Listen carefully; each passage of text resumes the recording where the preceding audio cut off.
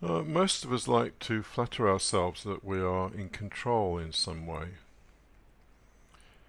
The word control is a funny word, but the reality is that we have no control of anything. So I guarantee you do not know what you will be thinking in 30 seconds from now. Unless you're an extraordinary person who can maintain focus for 30 seconds. Most people can't maintain a focus for 30 seconds. So yeah, 30 seconds from now, it's very, very likely that you will not know what you're going to be thinking. You don't actually know what your emotional state will be. Next 10 or 20 seconds, somebody could tell you something that makes you extremely happy or extremely grumpy. Either way. And your body, you've no idea what state your body will be in 5 minutes from now. You could be dead for all you know. So we really don't have any control over anything, and yet we flatter ourselves with the notion that we have control. Now, this idea of control is a fairly, or can be a fairly damaging thing. So most people who get involved with some kind of so-called spiritual work or with a religion may adopt ideas, and it's the ideas that are the most damaging thing. There are various practices, so maybe you're told that you have to meditate for an hour a day. Well, do that if you feel you want to or get pleasure from it, but the most insidious thing is to be told how you should behave. So in many spiritual groups it may be that you're told to be compassionate or kind or loving or giving, generous, whatever. And maybe you don't feel like being that way some of the time. Because there are three parts to our psyche, in the way that Freud looked at it anyway, and it's a useful model.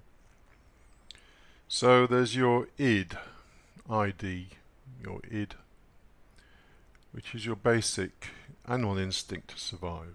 And in fact, all three aspects of your psyche are geared around survival, in truth. But the id just wants pleasure now. It wants sex now, it wants food now, it wants whatever is going to bring it pleasure. It just wants pleasure now. That's the way it works. That's the way animals work. If they're hungry, they'll go and hunt until they get something to eat. If they want sex, then they'll go and have sex. End of the matter. Instant gratification. But then we have the superego. And the superego is in many ways the most damaging part of us.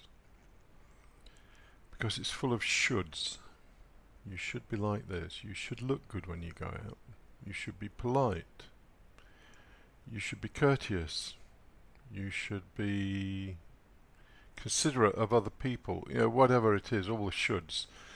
These in turn are survival mechanisms because we believe that by being polite we are pleasing other people. By pleasing other people, they're not going to be offended and they're going to like us, which is to enhance our survival to some extent. And then there's the ego. The ego is a planner. It's the ego above everything else that thinks it has control. And so you find people filling out their daily schedules of things they're going to do because the ego likes doing that kind of stuff. It likes to pretend that it's in control, even though it's not in control of anything. The ego can't tell you what you will be doing in an hour from now, because you don't know what circumstances are going to arise. But anyway, the ego is the mechanism by which we delay gratification. And none of these things are bad. It's just that they get misused. And they cause us pain. Because our poor superego, the part of us that is full of should, is always telling us to behave in ways that we don't naturally feel like behaving. So we lose contact with our real emotional state. So if we're told to be polite all the time, maybe we're being polite in some situation, but actually underneath we're a boiling pot of resentment, we lose contact with that.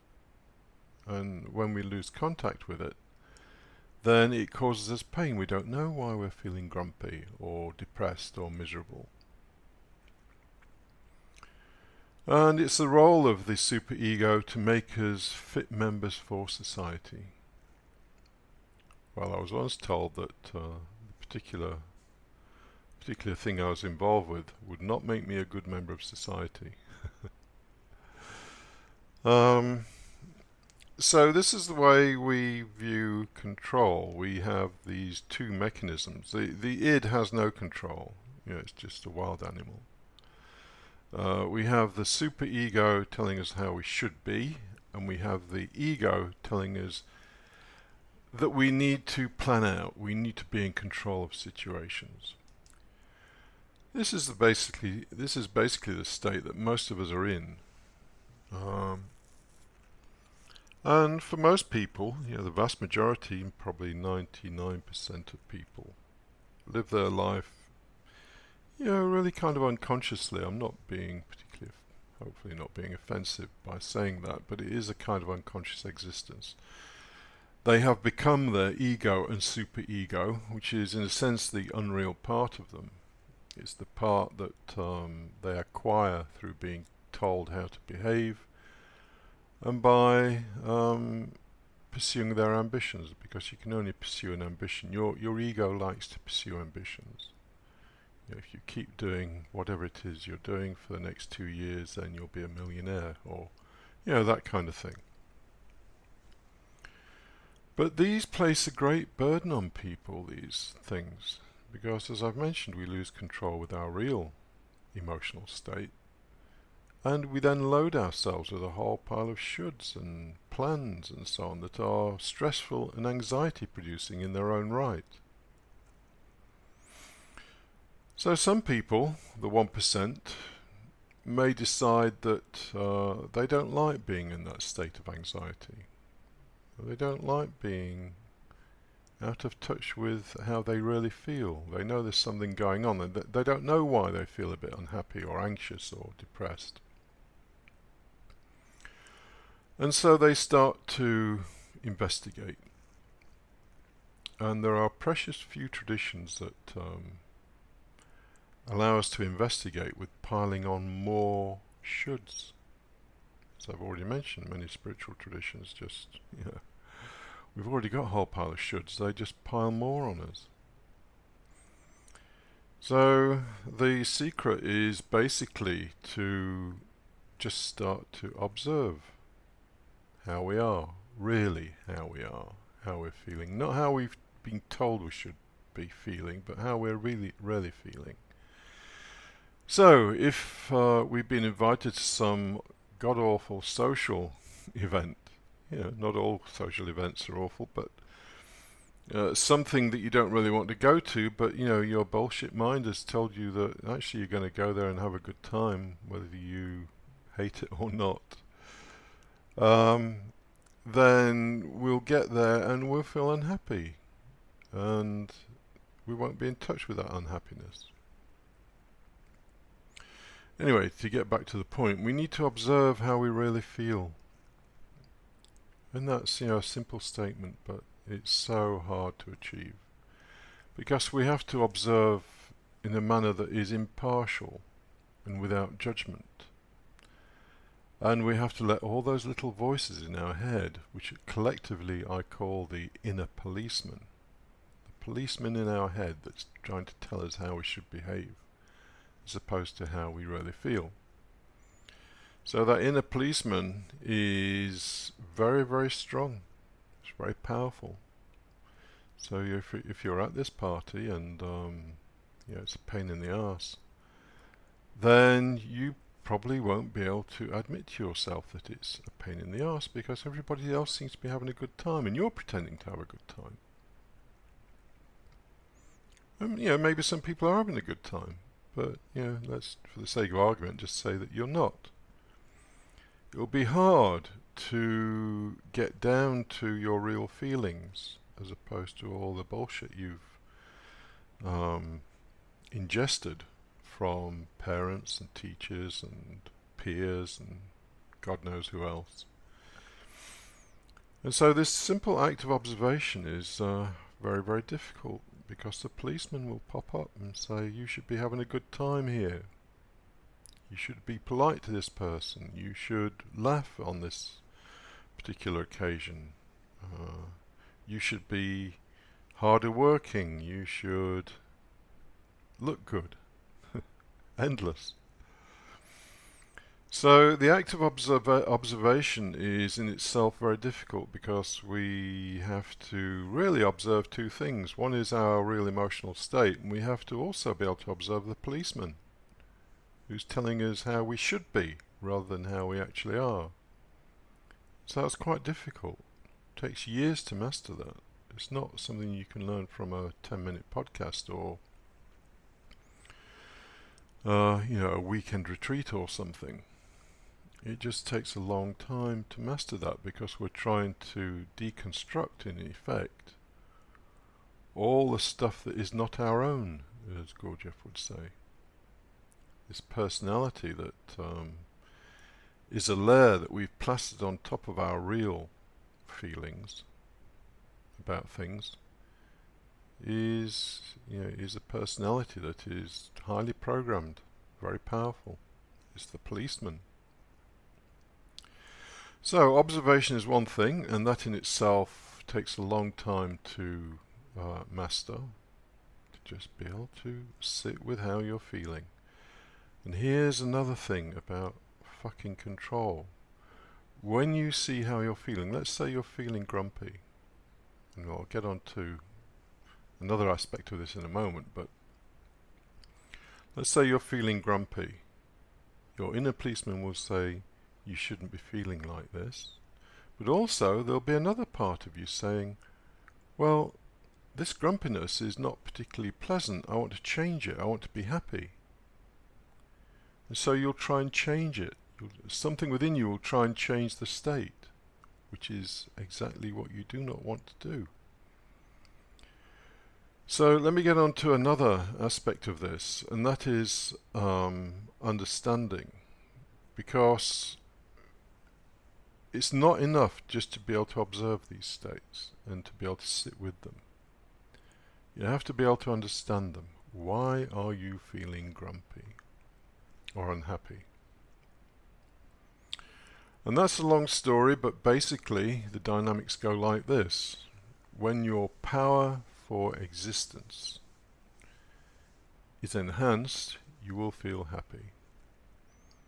When your power for existence is diminished, you will feel unhappy. It's all about power.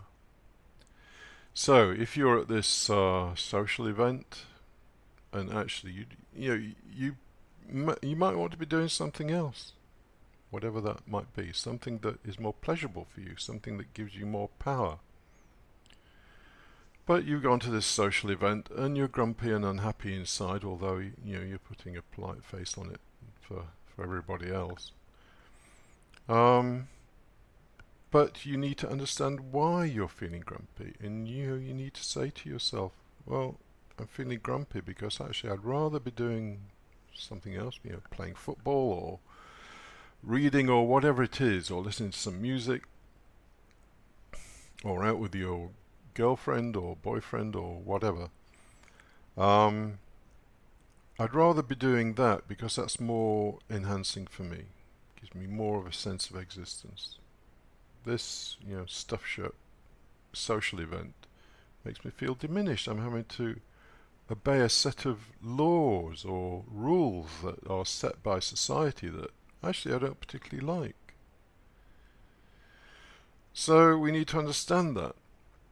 So there are two aspects. One is, the very difficult thing of just being able to observe how you really feel, to acknowledge the policeman, the inner policeman telling you you should behave differently than how you really feel, and also this temptation that arises to try and change your state. Do not try and change your state.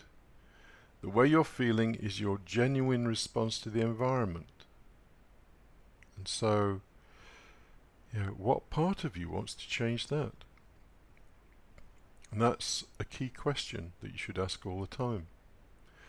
When, whatever you're feeling, if you're feeling wildly excited, or you're feeling depressed, or you're feeling anger, whatever it is, you should ask yourself, when you see those things and the inner judgment starts, you need to ask, what part of me wants to change this state? And that's a really important question, because the part of you that wants to change the state has no authority or validity to try and do that. The genuine state, which is your real feelings, is the only thing that really matters. So there's the observation, and then there's the understanding. These emotions are all driven from the will to life, as Schopenhauer would call it, or the survival instinct. When your survival instinct is satisfied, or you're given pleasure in some way, then you're going to be happy. And you just need to acknowledge that basic mechanism going on all the time. Anyway, what that all implies is that we don't try and control things. And, there will be people who say, well, if I don't have any control, then I won't go to work, blah, blah, blah, blah, blah. Yes, you will go to work. You'll go to work because your fucking survival instinct knows you need money. It's all in the body at the end of the day. People create, they create ideas around this thing of control. Well, I have to have control because yada, yada, yada. No, your body knows what it needs. During the day, you are running on the survival program, whether you like it or not. Go to work, find a mate, get food, get shelter, get some social group around you to enhance your survival prospects. That's all that's running during the day.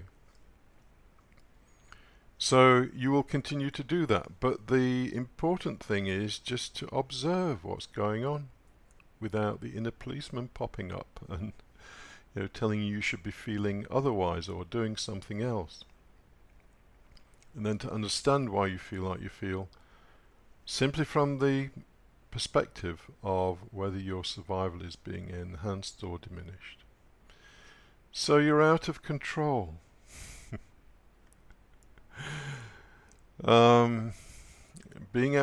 Being truly out of control is a blessed state.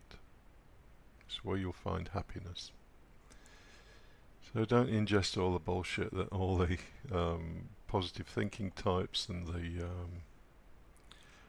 self-help gurus give you. All you're doing there is you're just plastering more shoulds and could have, would have, should have plans to stress yourself out. Now, I've known people who get involved with these people, and to a man and woman, they all say the same thing.